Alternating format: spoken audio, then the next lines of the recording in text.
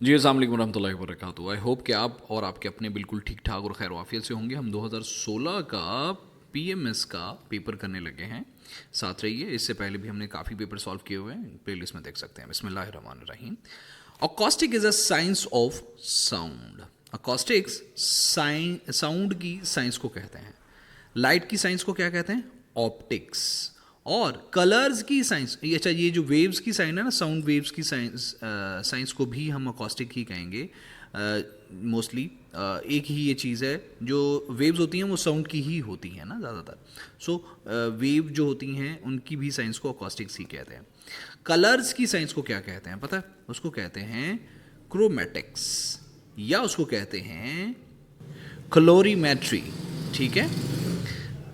The art of breeding silk worm and production of silk is called, क्या कहते हैं? The art of breeding silk worm को क्या कहते हैं? सेरिकल्चर। सेरिकल्चर कहते हैं। जो सिल्क वॉर्म होते हैं ना, उनको उनकी ब्रीडिंग करने को सेरिकल्चर कहते हैं। हॉर्टिकल्चर किसे कहते हैं? ग्रोइंग प्लांट्स, और ये जो इस तरह से फूड और प्लांट, जो प्लांट्स होते हैं ना, उसकी पैदावार को कहते हैं, उसको पैदा करने को, उसको उगाने को कहते हैं हॉर्टिकल्चर। सेरिकल्चर कहते हैं ब्रीडिंग ऑफ सिल्क वॉर्म को। The science of celestial bodies is known as astronomy. Celestial bodies कहते हैं आसमान से मुतल्लिक जो जो चीज़ होती है उसको सेलेस्टियल कहते हैं, जो बहुत बड़ी होती है, जो मतलब खला से ऊपर वाला जो मामलात होते हैं उसको कहते हैं सेलेस्टियल बॉडीज़। तो उसकी साइंस को कहते हैं एस्ट्रोनॉमी। ठीक है। एस्ट्रोलॉजी कहते हैं सितारों का इल्म, वो जो बुर्ज और वो ऊपर नीचे वो जो सामान होता है ना, जिससे हम सितारों का इल्म, प्रेडिक्शंस वगैरह करते हैं, उसको कहते हैं एस्ट्रोलॉजी। एग्रोनॉमी कहते हैं जो एग्रीकल्चर से मुताल्लिक, एग्रीकल्चर में कैसे प्रोडक्शन ज़्यादा करनी है, ऊपर नीचे जो मामलात होते हैं उसको। और कॉप्रोलॉजी जो होती है ना, वो स्टडी ऑफ फेसिस को कहते हैं। स्कैटोलॉजी एक्सक्रीमेंट वगैरह की जो है ना, इसको कहते हैं। मतलब जब इंसान की बीमारियों से मुतल्लिक की होती है, डिजीज़ वगैरह से मुतल्लिक, और हेल्थ डाइट वगैरह से मुतल्लिक होती है। फेस इंसान की जिस्मात से मुतल्लिक होती है। टेलीपैथी किसे कहते हैं? Telepathy is a communication bye means other than sensory perception, उसको टेलीपैथी कहते हैं। Pedagogy is a science of teaching, ये तो आपको पता ही होगा, काफ़ी मशहूर है, काफ़ी मरतबा आ भी चुका है। पैडागोजी साइंस ऑफ टीचिंग को कहते हैं ना, पैडागोजिकल स्टडीज़, टीचिंग से मुतालिक स्टडीज़। जो टीचर्स होते हैं वो पैडागोजिकल स्टडीज़ लेते हैं। Study of maps and features of universe is called cartography. Cartography कहते हैं यूनिवर्स के मैप्स और फीचर्स से मुतालिक। कॉस्मोलॉजी किसे कहते हैं? जो आसमान के ऊपर जो कॉस्मॉस है ना, जो कहकशाएँ और ये वो उनको उसको कहते हैं। The scientific study and measurement of behaviour is called, क्या कहते हैं? साइकोलॉजी। बिहेवियर को जो से रिलेटेड, दिमाग आपका जो कंट्रोल जो चीज़ें करता है उसको कहते हैं psychology. Etymology refers to the study of words. अब एटमोलॉजी का मतलब ही लिसानी आता है, ज़ुबान से मुताल्लिक है, अल्फाज से मुताल्लिक है। सो इसका जिसको लिटरल मीनिंग पता है, जिसको एक्चुअल मीनिंग पता है, वो खुद ही उसको पता चल जाएगा ये वर्ड्स की बात हो रही है। सो आपको पता होना चाहिए कि हमने GRE की जो वर्ड लिस्ट है, वर्ड मीनिंग्स को, उसको हम तकरीबन 3000 अल्फाज, जिसमें से 500 अल्फाज हमने ऑलरेडी डाल दिए हैं, वो हमारी प्लेलिस्ट में पड़े हुए हैं। प्लीज़ आप हमारे वोकैबुलरी लिस्ट में जाके उसको स्टडी कर लीजिए, आपकी वोकैबुलरी बेहतर हो जाएगी इंशाल्लाह एग्जामिनेशन पर्सपेक्टिव से। Paediatrics is relevant to the children. Paediatric children की, बच्चों की देखभाल से मुतालिक है। Shape of Milky Way galaxy is, कैसी है वो? स्पाइरल है, ऐसी गोल गोल गोल गोल घूमने वाली है, वो है मिल्की वे की जो शेप है। रेक्टेंगुलर इस तरह के को कहते हैं, जो इस तरह से 4 नुकरों वाला। जो इलिप्टिकल होता है ना, वो गोल नहीं होता, वो इस तरह बेजवी सा होता है, अंडे जैसा होता है, या फिर ऊपर नीचे ऐसे हो सकता है, वो इलिप्टिकल होता है, जिसकी कोई प्रॉपर शेप नहीं होती। और सर्कुलर का आपको पता है, जो बिल्कुल गोल होता है उसको सर्कुलर कहते हैं। Coldest planet of the solar system is Neptune. सबसे ठंडा है ये। सबसे, हम प्लैनेट्स के बारे में अलग से वीडियोस बनाएंगे। आप CSS के हमारे GSA पोर्शन में प्लैनेट्स पूरी की पूरी, अब उसमें हम आपको विद द पिक्चर समझा देंगे। मजीद इसमें भी आपको नेपच्यून का नंबर और ऊपर नीचे पूरी तस्वीर नज़र आ रही हो। विच of the following planets has the maximum number of satellites? किसका है? हम वीनस का देख लेते हैं। वीनस का कोई भी सैटेलाइट नहीं। यूरेनस के 28 नेचुरल सैटेलाइट्स हैं। सैटर्न के 146 नेचुरल सैटेलाइट्स हैं और जुपिटर के 80 से 95 तक हैं। तो मतलब सबसे ज़्यादा किसके हैं? मैक्सिमम नंबर ऑफ सैटर्न के। मजीद वीडियो में आपको तस्वीर में नज़र आ रहा है आपको। Which planet takes the longest time to go around the sun? वो है नेपच्यून। नेपच्यून का सबसे ज़्यादा टाइम लगता है, कितने? 165 साल लगते हैं सूरज के गिर्द घूमने को। मार्स के 887 दिन लगते हैं, जुपिटर के 4333 दिन लगते हैं, जबकि ज़मीन का 365 दिन लगते हैं। 365 दिन 6 घंटे लगते हैं सूरज के गिर्द चक्कर काटने के लिए।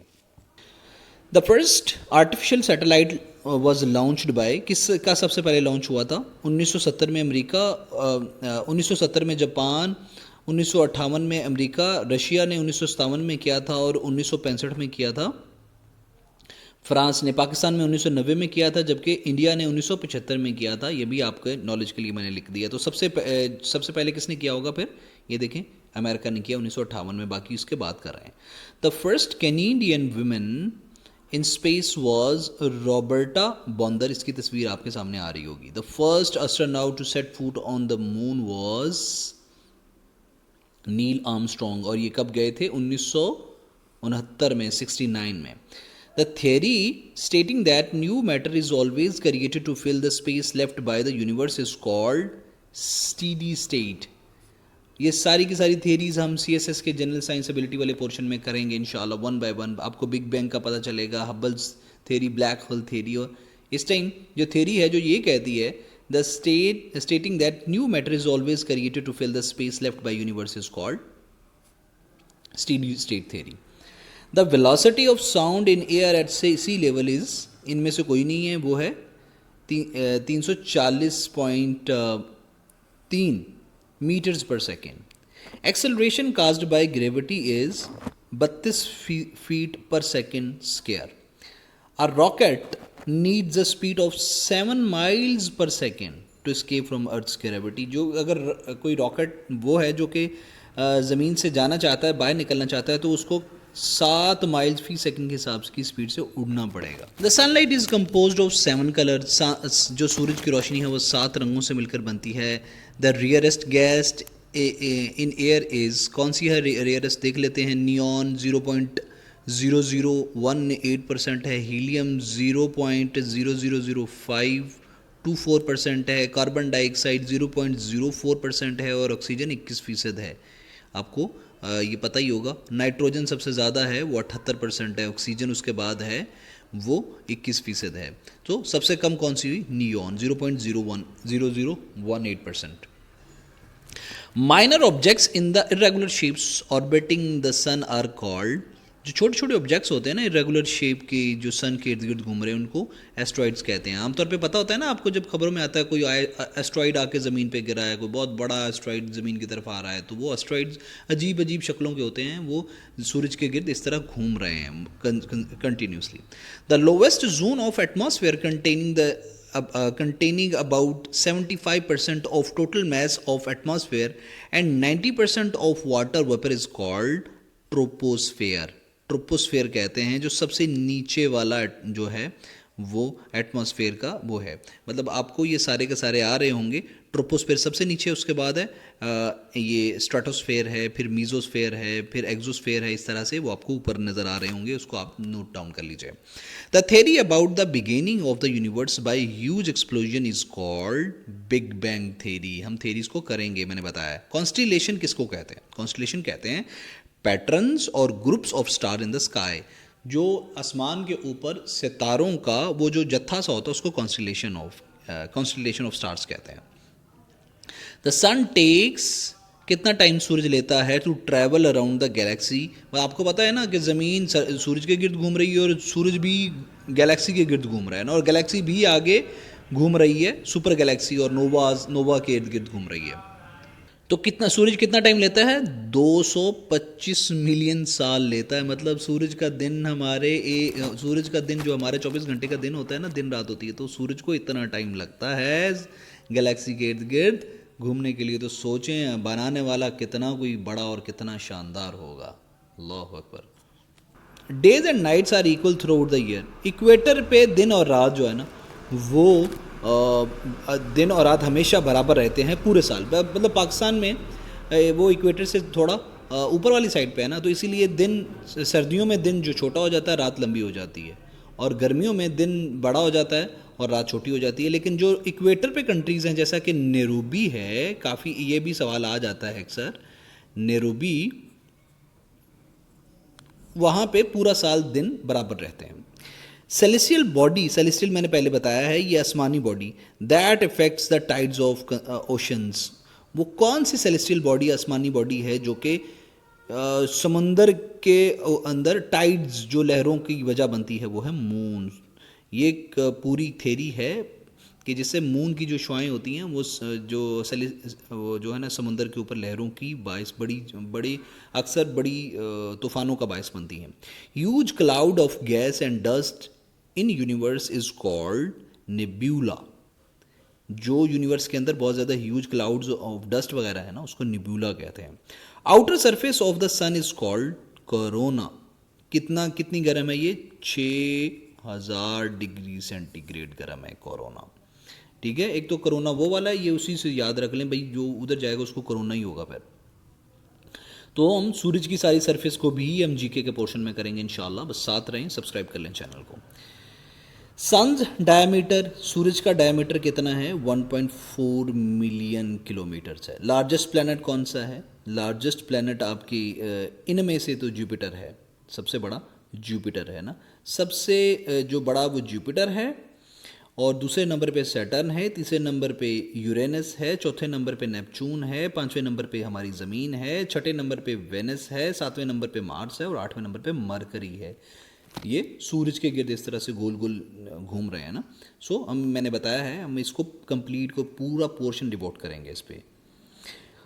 Continuous movement of continents is called continental drift. आपको पता है कि कॉन्टिनेंटल ड्रिफ्ट की वजह से ही जलजले वगैरह आते हैं। तो जो है ना ज़मीन हर साल कोई 1 इंच सिरकती है इस तरफ, तो दूसरी तरफ से भी वो प्लेट जो इस तरफ से सिरकती है, तो फिर जब ये आपस में टकराते हैं तो क्या हुआ, तो क्या हुआ कि होगा, जलजला आएगा। The layers of atmosphere in which we live is called troposphere है वो। ठीक है, वो ट्रोपोस्फेयर में हम रहते हैं, इन चारों में से कोई भी नहीं है वो। Study of fingerprints is called, जो फिंगरप्रिंट्स मुजरिम वगैरह को पकड़ने के लिए जो स्टडी होती है उसको कहते हैं डेक्टोलोग्राफी। ठीक है, ये जो हेमाटोलॉजी होती है ये ब्लड से रिलेटेड होती है, हिस्टोलॉजी से आपको पता ही है। तो डेक्टोलॉजीग्राफी को कहते हैं स्टडी ऑफ फिंगरप्रिंट्स, वो जो अंगूठे को वेरीफाई करते हैं हमारी फोरेंसिक के अंदर, that is called dactylography. The rocks, which rock make the earth surface और क्रस्ट, कौन सी हैं वो जो जो है ना ज़मीन के क्रस्ट को बनाती हैं? वो सेडिमेंट्री भी हैं, मेटामॉर्फिक्स भी हैं, इग्नियस भी हैं। हम करेंगे इंशाल्लाह इसको पूरे के अलग पोर्शन में। Area in a desert where there is a sufficient water for plants is called oasis. इसको नखलिस्तान भी कहते हैं। आपने देखा होगा कि बाज़ औक़ात जो है ना वो किसी डेजर्ट के अंदर ऐसे भी एरियाज़ होते हैं जहाँ पे थोड़ा बहुत पानी वगैरह होता है, सब्ज़ा, उसको नखलिस्तान कहते हैं, ओसिस कहते हैं, ओसिस कहते हैं, OASIS। Plate tectonics theory explains the movement of continents, जैसा कि मैंने थोड़ी देर पहले बताया, वो इस तरह से जो प्लेट्स आती हैं। सिलिकॉन इज कॉल्ड क्या? अर्थ मेकर। ज़मीन के अंदर सिलिकॉन की कितनी क्वांटिटी है?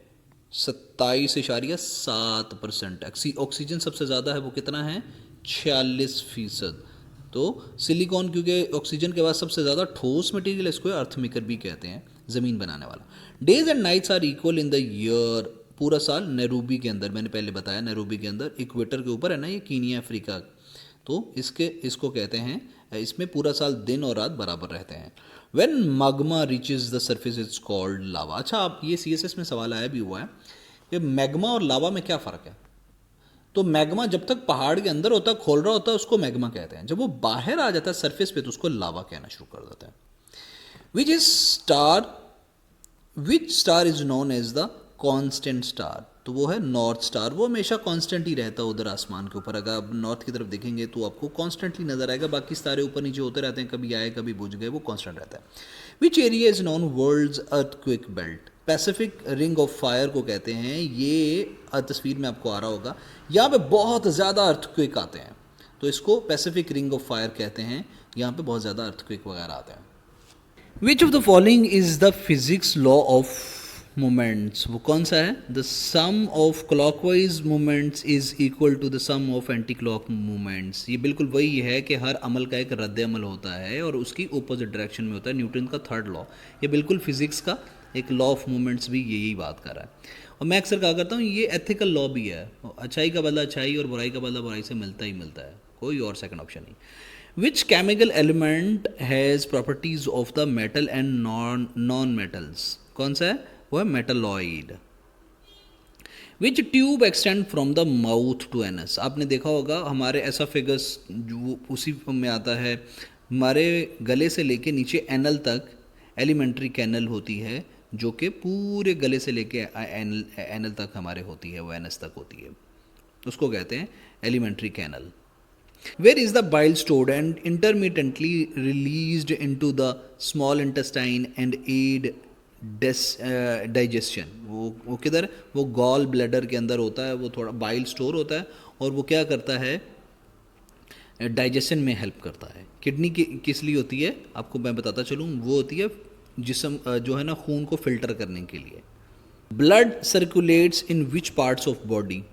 All of these. वेन्स का काम ब्लड लेके जाना होता है, आर्टरीज का काम ब्लड लेके आना होता है, कैपलरीज आगे फर्दर डिस्ट्रीब्यूशन करती हैं, छोटी छोटी सबसे स्मॉलेस्ट वेन्स होती हैं, ये स्मॉलेस्ट रगें होती हैं ये, ठीक है, और इन सब का काम ब्लड सर्कुलेशन ही होता है, ये आगे फर्दर डिस्ट्रीब्यूशन के लिए होती है। Which blood group is a universal donor? Universal donor जो है ना ओ नेगेटिव को कहते हैं, और यूनिवर्सल रेसिपिएंट किसे कहते हैं? AB पॉजिटिव को। Which part of brain contains centers for the control respiration, heartbeat and blood pressure? वो कौन सा है? मेडुला। ये नीचे सर के नीचे होता है, ये करता है जो है ना वो कंट्रोल हमारे हार्ट और ब्लड वगैरह को, रिस्पिरेटरी सिस्टम को। ये जो सेरिबेलम होता है ना, ये दिमाग का वो portion back of the head होता है, between the cerebrum and brain stem नहीं होता है, बिल्कुल जो नीचे कर छोटे पीछे करके ना गर्दन के पीछे ये होता है। अक्सर लोगों को ना पीछे को गिरते हैं और उसी टाइम इनकी डेथ हो जाती है, वो सेरिबेलम उनका इफेक्ट होता है। तो ये क्या करता है? ये बैलेंस करता है हमारे बॉडी पोस्चर को। जब हम खड़े होते हैं, बैठे होते हैं ना, तो ये कम्प्लेक्स मोटर फंक्शन करता है। क्या करता है ये कि हमें हमारी बैलेंसिंग में ये बहुत ज़्यादा इफेक्टिव होता है, हमारे जिस्म को बैलेंस रखने में। मतलब अगर आपका पेट जितना भी बढ़ जाए तो आप आगे को नहीं गिरते, क्योंकि ये फुट को, पाँव की उंगलियों को ज़्यादा उसको वर्किंग बढ़ा देता है, ठीक है।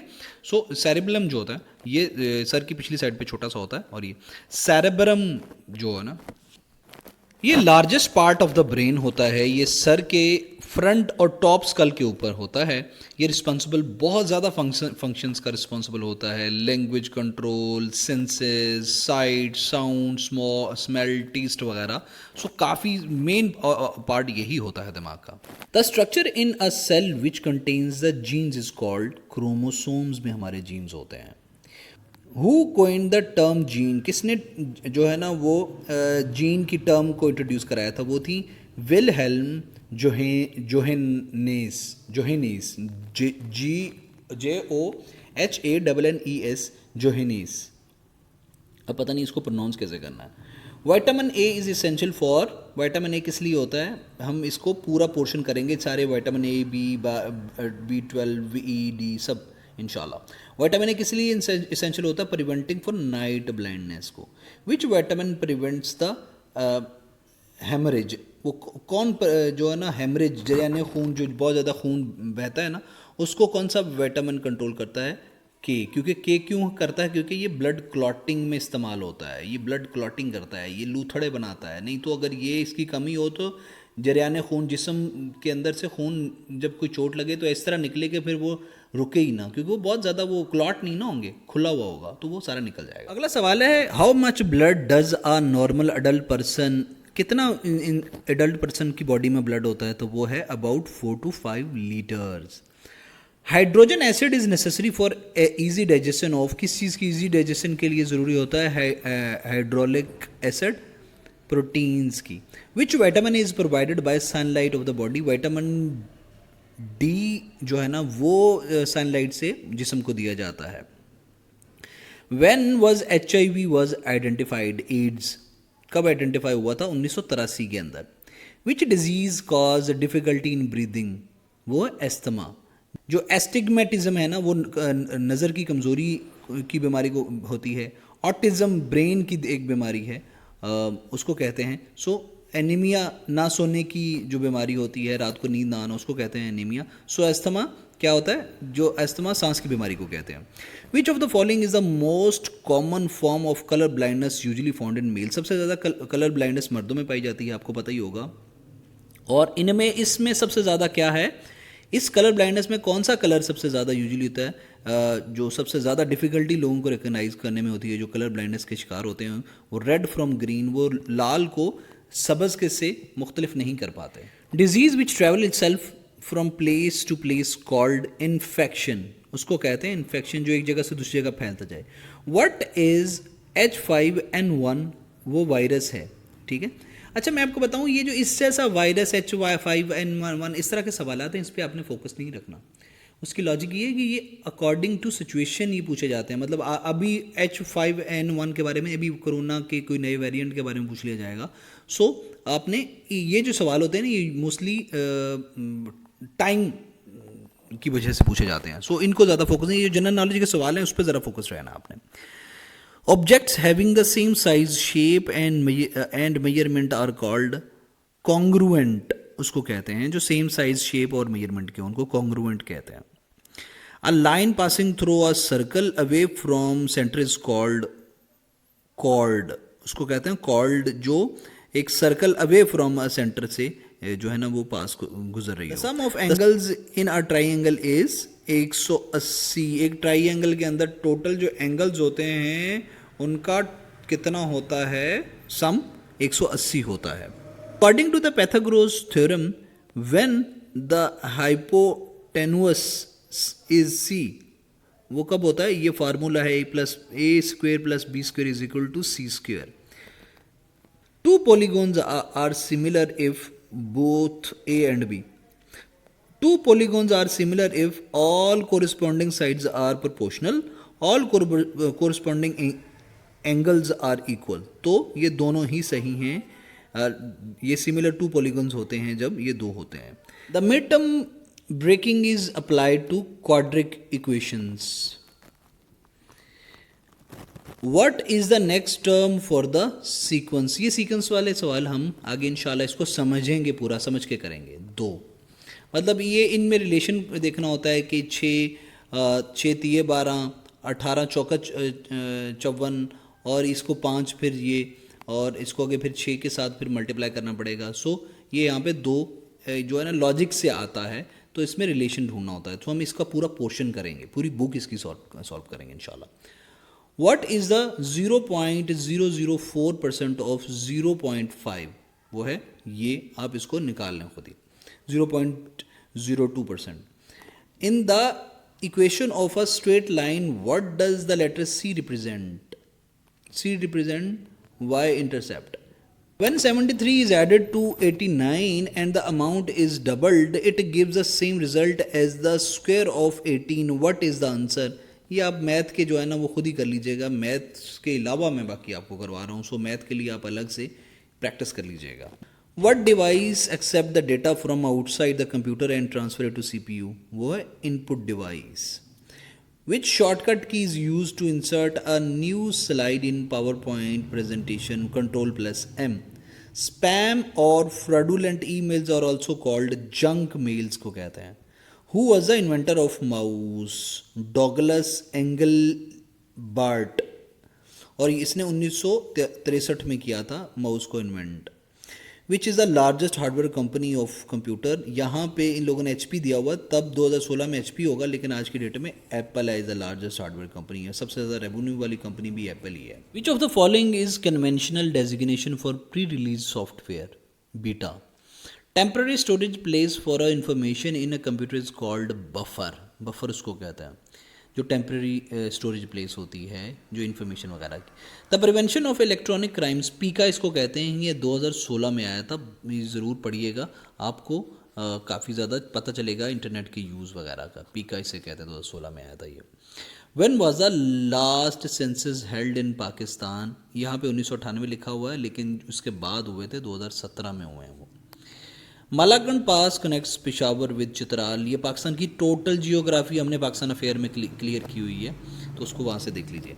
Headquarters of Arab League is located in Cairo. Judicial body of UN is called International Court of Justice, ICJ जिसको कहते हैं, जहाँ पे आजकल कुलभूषण यादव का केस चल रहा है हमारा, वो मुल्कों के दरमियान आर्बिट्रेशन वगैरह कराता है आईसीजे। कॉप 22 जो है ना वो 22nd conference of the parties of UN framework convention on climate change was held in 2016 in Marrakesh. जो लास्ट कॉप हुई है वो हुई है कॉप 28, और ये कतर के अंदर हुई है। जो अगली होनी है कॉप 29, वो यूरोप के अंदर कहीं होनी है, तो उसमें अभी आप सर्च कर लीजिएगा, बल्कि अगली वीडियोज़ में आपको पता चल ही जाएगा। Which country has the largest resources of crude oil? Russia के पास सबसे ज़्यादा है, दूसरे नंबर पे सऊदी अरब है। लेकिन इसमें तजाद आ रहा है काफ़ी, कोई वेबसाइट कह रही है यूएसए के पास सबसे ज़्यादा है, और कुछ कह रही हैं जो है ना रशिया के पास सबसे ज़्यादा है, और जो यहाँ पे इस बुक में जवाब लिखा हुआ है वो सऊदी अरेबिया का लिखा हुआ है। सो आप सऊदी अरेबिया को कंसीडर करें।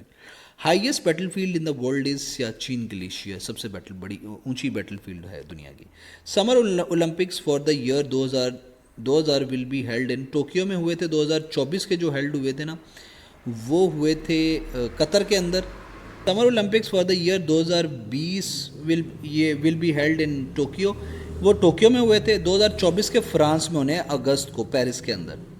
Countries total financial obligations to the rest of the world are known as external debts, उसको कहते हैं। Brexit referendum was held on June 23, 2016, और ये डन हुआ था 31 जनवरी 2020 को, ब्रेक्जिट हो गया था। Which political party does US president elect belong to? किस पॉलिटिकल पार्टी से अमेरिका के मौजूदा सदर हैं? वो हैं डेमोक्रेटिक से बाइडन। इससे पहले रिपब्लिकन से थे ट्रंप, और अभी बाइडन डेमोक्रेटिक पार्टी से हैं। Track two diplomacy is used for managing relation between the two countries using unofficial channels. The first of the 17 sustainable development goals refers to the गुर्बत को ख़त्म करना, poverty elevation. The largest producer of solar energy in the world is, सबसे पहले number पे China है, दूसरे number पे यूएसए है, तीसरे नंबर पे जापान है, चौथे नंबर पे इंडिया है।